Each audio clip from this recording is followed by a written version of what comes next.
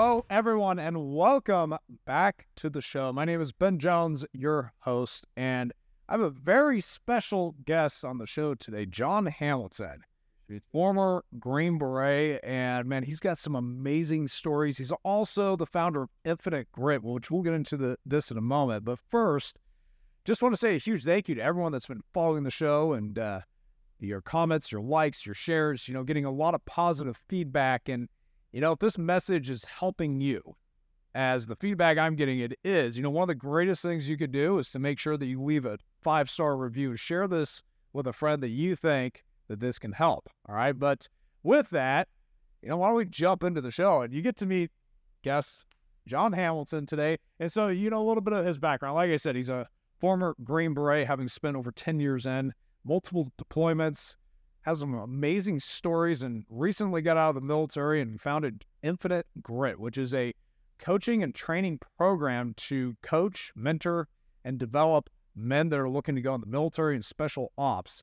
And, he's really got a passion for helping people in learning just different things with the outdoors, with coaching people, with leading men. And, I think has some amazing stories and knowledge to be able to share today. So, Jon, welcome to the show. Hey, thank you. I appreciate you having me on the show, and, I'm honored to be here sitting down with you. Absolutely, man. Well, I know that, just from the little bit that we've been able to talk, some of the stories you shared, I think it's pretty incredible. And I think I'm very excited for everyone to be able to hear just some of your experiences and knowledge and mindsets of what it takes to operate at, such a high level, being in special forces. And but I think before jumping into all that, maybe what's your background? What's, tell us a little bit of who you are and, what led you to join the military? Yeah. So obviously my name's Jon Hamilton, originally from Washington State.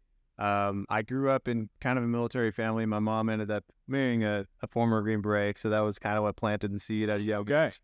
I knew I always wanted to join the military. I was one of those kids that always had that knack for service, and I was always watching the military movies and all that type of stuff. So as soon as I graduated high school, I joined the military originally as EOD.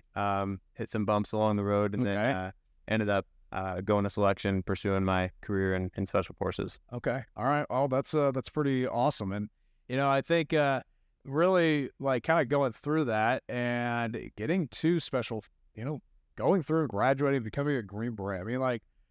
Talk a little bit about just what that was like for those that, in some ways you hear about Navy SEALs, Green Berets, right? You guys are the top of the top, most elite. Like, what was that experience like, just going through your special forces selection, becoming a Green Beret?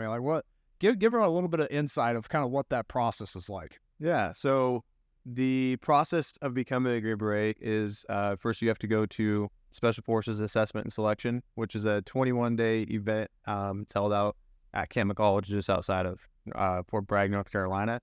And it entails everything from long rucks, short rucks, timed runs, obstacle course. Then it goes into what they call a STAR course, which is a very in-depth, land nav course that you're driving 15, 20 kilometers a day. After that, you move into what's called Team Week, where you do a lot of team events. They'll have like a trailer with one wheel, and you have to figure out how to route 5 miles to the next objective. And then it culminates with what they call the trek, which is an unknown distance ruck, usually ends up being somewhere between 25 and 30 miles.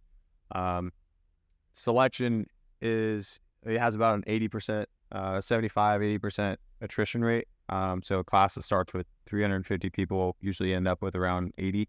And then after that, you find out whether or not you got selected, because you can get non-select. Okay. And then you go through the 2-year, it's about 2 years, qualification course where you learn your individual skills, learn how to operate on a team, infantry tactics, all that good stuff. Okay. And I know a big part of that is, you said one of your passions is the linguistic side. So what languages can you speak? So my assigned language was Russian, and I really got into that. Coming out, I knew I wanted to join special forces in particular because of that language skill set. And going through the course, that was something I was really passionate about, really dove into. And then the entire 5 years after that point, after starting that process, it was hitting Russian every single day. So In addition to Russian, I'm working on my Spanish. Okay. I'd say about intermediate level, but getting better every day. All right. That's awesome. That's one of those things, especially living here in Arizona, right? You get that is a very valuable skill set to be able to have, right? So yeah, I looked at living here in Arizona. I was like, I don't get to speak Russian all that often, so I did pick up a language I actually can use more on a regular basis. Yeah, absolutely. Well, that's pretty cool. So, when you were going through just the whole thing with the Special Forces school, the selection course, and you talk about some of the attrition rates. Like, what was probably the big thing that got guys such as yourself through? Like, what was that one thing? Like, especially for your coaching program, which we'll get into in a moment. A big part of that is that mental aspect. What is that mental aspect to get through this and ultimately, become a Green Beret? It's that commitment level. I think obviously people get hurt, people get non-selected, they don't meet the standard, things like that. But above that, mindset-wise, it's a commitment to get through the process, whether or not you get selected. Like, I can go into it and understand that, I might fail, but I'm going to see this through. And I think those are the individuals that make it. And it's like the guys that are committed to doing the actual job. I talk about a lot how a lot of people get into, the military or special operations in general because they want to find out whether they have what it takes to get through the training or not because they're committed to doing the job. And I think when they go in with that mindset a lot of times, they're faced with challenges that are more difficult than they originally expected. And because their commitment level is not there for the actual job itself, they decide to quit. So I think that's one of the big contributing factors. But other than that, I always say it's be too dumb to quit. Well, that makes sense. And, I think with that, you're hitting on something powerful here. There's a reason we have the most elite military on the planet. And, I think it definitely is that mindset. But, even further with that, what was your why? What was that thing, those moments that you thought about giving up, as I'm sure you probably had, right? Oh, yeah. Yeah. What was that thing? What was your why that was driving you? Yeah. For me, I'll go off on a tangent and then I'll come back Absolutely. to it. For me, I would always feel that pull or that little voice in your mind telling you to give up as soon as I wake up in the morning, because you get 1, 2, maybe 3 hours of sleep and sit up on your bunk and you're like, what the hell am I doing? Right. But it's just like that getting out of bed, taking out putting that step in front of the other. And then I think for me, it was I did some prior deployments with the 160th, and I got a lot of exposure to Special Forces operations downrange, but on the support side. So I would be, in our TOC, which is the Tactical Operations Center, watching the Special Forces operations unfold through a drone feed, and I just felt like I was on the sidelines. And it kind of goes back to, the seed being planted when I was at a young age, hearing my stepdad's stories and things like that. I just hated that feeling of being on the sidelines, and I knew that I can do more. I'm physically capable. I'm smart enough. I can be a person that contributes to the front and be at the tip of the spear, so to say. Absolutely. No, that totally makes sense. And, I think even when you're going through the school, what was, I don't know, I think especially because your coaching program is helping young men be able to get ready for this. What was one of those pivotal moments when you were going through just your special ops school that, was just this profound lesson that you got, whether it was through some sort of adversity or, I don't know, just a situation you remember but this was a big turning point for you, a big lesson that you got out of it. Yeah. Obviously there's going to be those physical challenges where in the moment you kind of feel sorry for yourself and you push through them. But that's something that's expected along the way.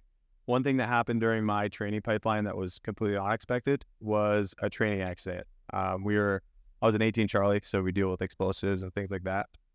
And we had an incident where we had an explosive or explosion happen, ended up killing one of my friends. So I was there treating him, putting tourniquets on his missing limbs and stuff. And then that kind of made me step back and think about what am I doing here? You know what I mean? It's you expect that stuff to happen in combat downrange, but you don't expect it at home. So up until that point, I was all in. I was super committed. Special forces was the job I want to do, for the rest of my life type of thing. And after that happened, it forced me to kind of take a step back and it's like reevaluate, do I really want to do this? Things like that. And luckily I had a very good support system around me, talked to me about it, and really overcame the challenges that came with that, and decided to continue pushing forward because, ultimately this is my long-term goal. So I think, it taught me that, taught me many things, but in regards to perseverance, it's like you're going to have wild challenges that come out of left field that you're not going to expect at all. You know what I mean? Like there's no planning for that on paper. Like I can look at the entire Q course and identify all the schools I need to go to, all the tests I need to pass, but that wasn't in there. So just knowing when you go into an endeavor that you're going to experience things that you don't plan for, and having the resilience and determination to overcome them no matter what. Absolutely. Probably one of the most powerful life lessons you could ever get. I mean, I know that was definitely, that's in just a military mindset in general, right? And I know that we were sitting here doing this podcast and I think about the amount of adversities of what it's taken to get fit body and, to multiple locations, right? Those things that happen that just are completely outside of your control, right? You got to be able to adapt and overcome with that. Yeah. But even with your background and, I think that's the other thing is like, all right, you get through school, right? And now some of the deployments, all right, now it's time to put this to work in the real world, even though, yeah, man, I'm super sorry about your friend. That's just, to have that happen in a training environment, like that's tough. But now you're doing this for real.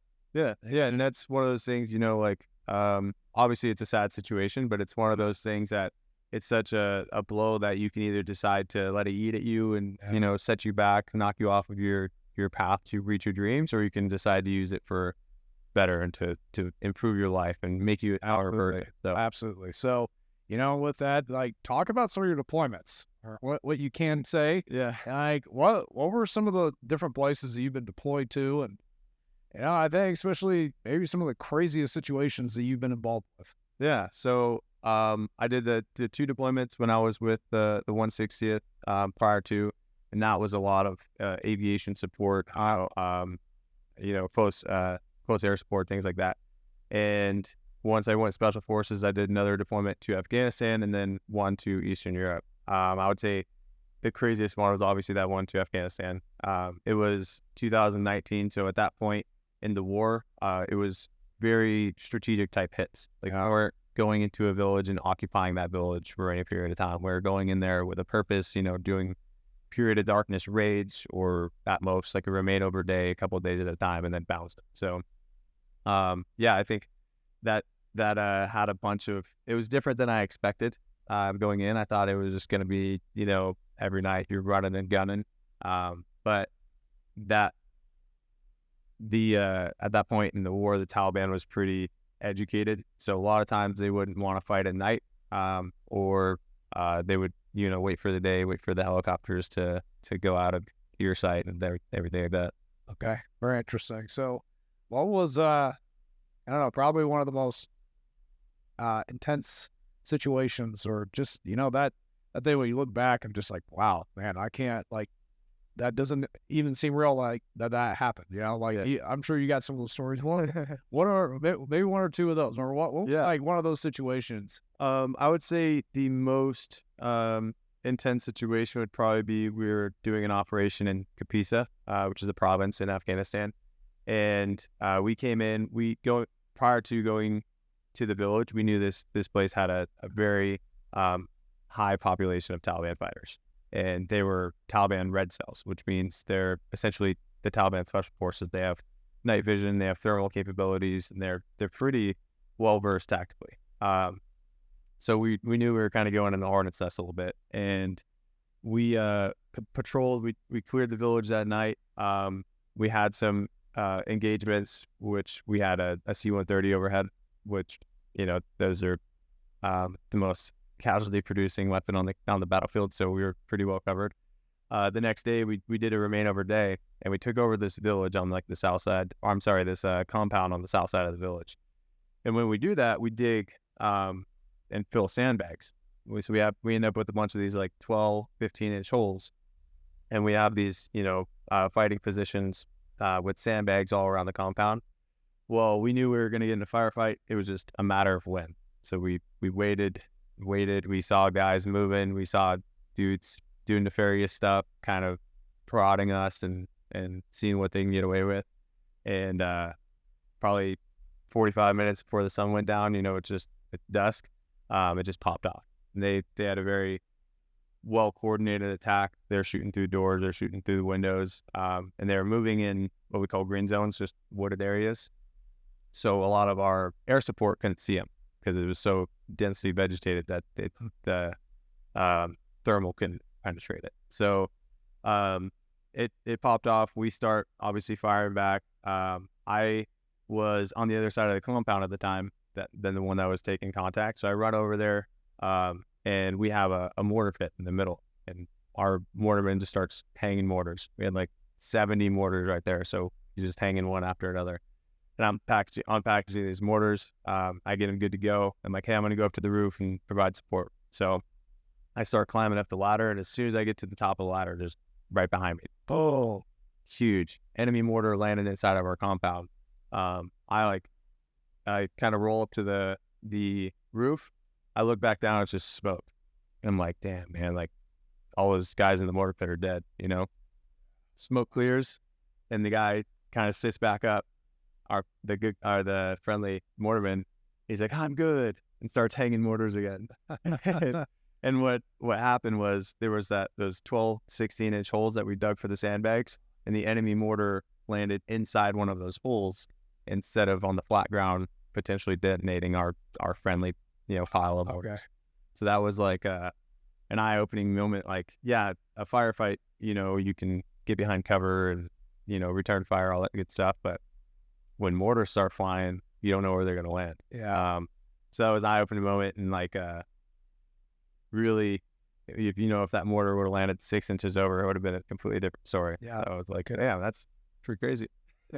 Yeah. No, that is. I mean, and I'm sure we could probably trade stories too. I mean, I think that because you're talking about this, I mean, I know even there's times I remember because I was doing convoy security, and we were escorting all these convoys over the country, and remember one time that we were rolling at night, and the truck right in front of me that all had an IED and just disappeared in this entire the explosion. It was kind of the same thing, like that initial thought, like everyone in the truck's dead. You're waiting for truck one, like hey, we're good. We're gonna Charlie Mike, right? And I don't know. It's kind of interesting, kind of hearing about this, man. And yeah, I'm sure we could probably go back. Oh yeah, all sorts of fun stories, right? So with those types of situations, it's always crazy how many thoughts run through your head in a matter of seconds. I always look back on those types of situations. It's like as soon as it happened, it doesn't feel like slow-mo, but I have so many thoughts going through my head at once that before I even like move, I've already thought 10 steps forward type of thing. Yeah. So yeah, absolutely. Well, and I think that kind of leads into the next thing is, because I think these challenges, right? These have, at least I know for myself, have been some of the most, profound learning lessons. So what was probably the most difficult experience you had in the military, and probably what was the biggest learning lesson you got from that? Yeah. I going back to how people focus on the training aspect and passing the tests and everything. That's obviously a big factor because you want to pass the test and make sure you get to a team. But really, what opened my eyes to like now the work starts when you're on a team is that Afghanistan deployment. It was like probably the most physically challenging event I ever did was a different mission we were going into, and we knew we were going to be getting into it. So we brought a lot more ammo, we brought a lot more mortars, all that type of stuff. And this was the July heat in Afghanistan, and I'm carrying a 240 Bravo, which is a 7.62 machine gun, very heavy weapon system. I have 700 rounds of 7.62 on my back, 100 round starter belt in the gun, another 200 on my front. So I'm carrying 110, 120 pounds of gear walking through the Afghan heat. And I was like, man, this is way harder than anything I went through in the Q Force. Like this training, this real world mission is it like opened my eyes to like all of the tests and the missions and training missions, everything we did in the Q course or selection was like really in place to predict how somebody might respond in a truly challenging situation like this. Yeah. There's no safety nets. There's, nobody bailing you out. Like, you're in it. Yeah, absolutely. And I think even with that level of fitness, like, what did you do? What was your fitness routine, your nutrition routine? What did you do to prepare to stay in top shape? Yeah. So, Mondays, we had some athletic trainers that helped me develop this, but pretty much Mondays I would do some sort of like zone 2 cardio type of thing, like a long, slow run where I'm getting, just that endurance. Then Tuesdays, Thursdays, and Saturdays, I was usually lifting, which looked like your typical, progressive overload plan where I'm doing like the big three, some circuit workouts, all that type of stuff. Wednesday, I would do a speed day. So a lot of quarter, half, 1 mile repeats. And that's just, getting developing that speed and things like that. And then Friday, I would do a ruck. So I would typically do, 45 pounds, ruck at a 15-minute mile pace, like nothing crazy, just walking it for, at least 45 minutes to an hour 15, Okay. And my nutrition, obviously going into an environment where you're doing a lot of physical output, you start identifying ways to get better at it. Obviously, nutrition is a big part of that. Yeah. So my nutrition plan is pretty simple. I get a lot of my protein from meats. I'm a big meat eater. And then I try to stay away from like processed carbohydrates. I try to get the majority of my carbs from fruit and veggies. If I know I'm having a big event, like a mission like that, I'll get some more carbs in me prior to, but for the most part, it's a pretty clean eating regimen, and simple in that aspect. Absolutely. Simple is always better. Hey, there's a profound truth in that, right? So no, that totally makes sense. And and I think, with that, you got to this point where time to move on. And what was that transition that made you decide it was time to leave the Army and start following what you're doing now? For me, it was a lot of the freedom and control over my particular life, right? Because I joined straight out of high school, spent my entire, adult life with the rucksack on my back and having someone tell me where to live, what to do, all that type of stuff. So for me, it was just time to step out on my own and make my own decisions for my life. And as much as I loved the military, I loved the environment, my team, the job in general.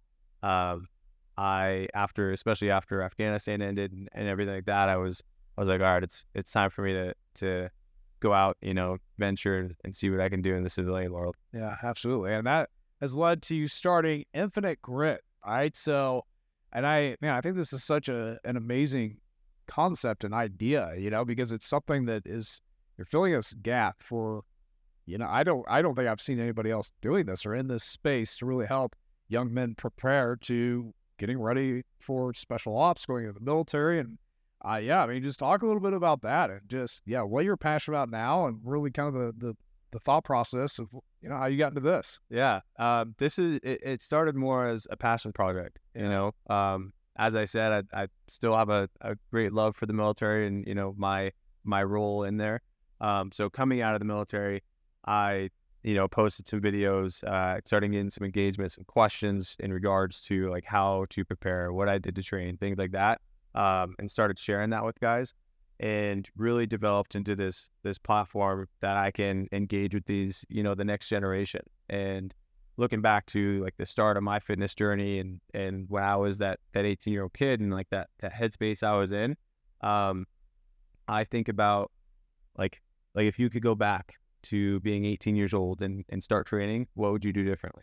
Absolutely. And a lot of the, the lessons that I preach within my program and to the individuals that engage with me is usually speaking to my 18-year-old self and like the things that I wish I would have known at that age. Absolutely. So it's a lot of, training smart, obviously, having the good base of mobility, developing the strength, and then progressing from there. You know, when I first started, I was lifting like crazy, a lot of ego lifting, developed a lot of injuries from that, which were setbacks. And I'm really preaching on like, how can they become these elite warriors without having those setbacks or having to go through those injuries and things like that. Yeah, absolutely. That totally makes sense. So, you know, and as you're starting with this, I think we were talking about this a little bit earlier, but a big part is the mindset, right? Because we all can do a lot more than what we think we're capable of. And I think with that, just what are, say, 3 just key mindsets, you know, lessons that you think that drive you, that you apply in your life, that, you know, that you got, whether it's from the military or just lessons learned? Like, what are those 3 lessons that you think everybody should apply to win? Yeah, the biggest one I would say is discipline, right? That's something that is a perishable skill. You know, even being a Green Beret, coming out of the military after 10 years, like if I don't continuously demonstrate discipline in my life, it's something that will go away, and I'll start becoming weaker for that.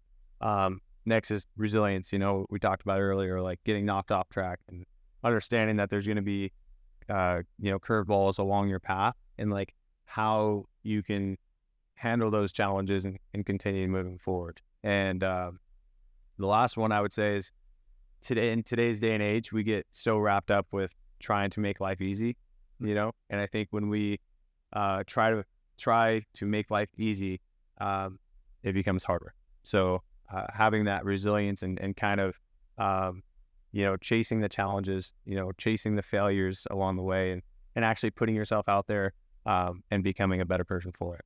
Absolutely. You know, that is definitely a life philosophy that I subscribe to, is you got to embrace adversity, right? Like it's leaning into the hard things. That's how you get better. Right? Yeah. And I think that so often, so many people, they try to avoid that and realize that the number one thing that's holding them back is you got to do those things where you got to step outside your comfort zone, right? Absolutely. Growth takes place outside the comfort zone. Absolutely. It absolutely does. So I think, you know, in that, you know, this kind of leads to another question. I just really, what do you think is the number one skill someone needs to be successful just in any area in life? Right? You just took some mindsets, but just one skill. You have one thing. If someone's going to win in life, what is that one thing? Self-reflection. Okay. For me. I talk about these experiences, you know, stepping outside your comfort zone. Those are all experiences. And I think everything we learn is a byproduct of an experience and is harvested through self-reflection. So being able to kind of step back, process the information from a particular experience or challenge, and develop a plan or use those lessons learned and actually have that conversation with yourself about how you're going to implement in your life. So for me, it's self-reflection, and like one of the kind of hidden little pieces of advice that I give people going to special forces selection or ranger school or whatever is being able to remain calm. And I think a lot of that comes from that self-reflection, because you're going to have chaotic situations, and the guys that are able to kind of take that step back and make an intelligent decision in the face of chaos are the ones that are going to succeed, and the ones that get wrapped up in their emotions and they're, you know, effectively capable to effectively deal with the things that they're experiencing are the ones that get, you know, washed out. Yeah, that makes sense. Well, and that kind of leads to another thing. Obviously, a big part of we're here is fitness, right? And you know, I don't even know if this is a thing. I mean, with guys in special forces that, you know, they ever get out of shape or they let their fitness go. Was that even a thing for you guys? Yeah, you would see it, you know, as I talked about, like even as a high performer in that arena, there, you know, complacency sets in. We're human beings. You know, people start to lack discipline, and motivation comes and goes, and the guys that ride off of that motivation, you know, often start veering off of the path and lose their fitness levels and things like that. So, and especially with someone, you're part of a team. Like, what was the mindset of those individuals? Someone that they're not staying like battle ready, so to speak. Like, well, this is just something. I think it's a lesson more for, I think it's men in general. I think, you know, designed to be better, and you know, like it takes that discipline, right? And so for the guys that were not, though, like, what was kind of the mindset and the culture on the teams for, you know, those that were not let, or they're letting themselves go.